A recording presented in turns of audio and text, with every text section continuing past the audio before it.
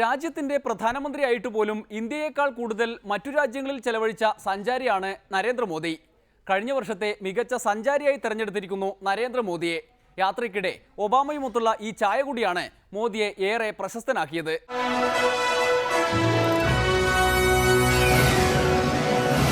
ഈ ലോകത്തിലേക്ക് പോക്കേ അങ്ങനെ അങ്ങോട്ട് പോയാലോ?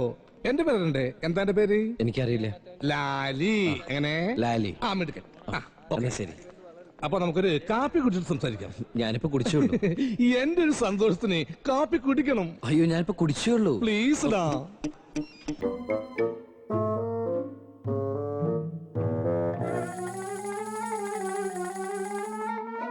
അല്ല, ലാലി കുടിക്കുന്നില്ലേ? അർജുൻ കഴിക്കി. അതാണ് എന്റെ ഒരു സന്തോഷം.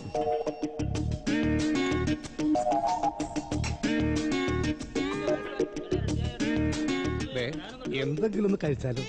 അയ്യോ വേണ്ട. പിന്നെ 2 പൊറോട്ടയും 3 ഇറച്ചിയും കഴിച്ചു ആരും തല്ലുകൊല്ലാന്ന് പോണില്ല. എനിക്ക് വേണ്ടാഞ്ഞിട്ടാ. എന്റെ ഒരു സന്തോഷത്തിന് 2 പൊറോട്ട, ഇത്തിരി ബീഫും.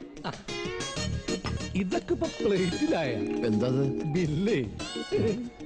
എന്റെ ഒരു സന്തോഷത്തിന് ഇത് മോൻ തന്നെ കൊടുത്തേക്ക്. തന്റെ സന്തോഷത്തിന് ഞാൻ എന്തിനു കൊടുക്കണം? മോന്റെ പേരെന്താ? അർജുൻ. പേര് അർജുൻ എന്നാണെങ്കിലും തീറ്റ ഭീമൻ കേട്ടോ. ഇതെന്റെ ക്യാൻറ്റീനാ.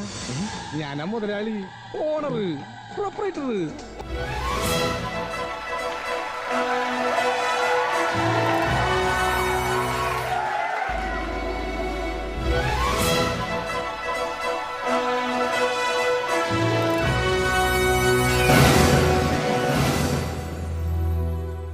ഇനിയുള്ള പുരസ്കാരങ്ങൾ കേരളത്തിലേക്ക് വരികയാണ്.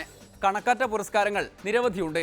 നാളെ ബാക്കിയുള്ളതും സുപ്രധാനവുമായ അവാർഡുകളുടെ പ്രഖ്യാപനം തുടരും. അതുവരെ കാത്തിരിക്കുക.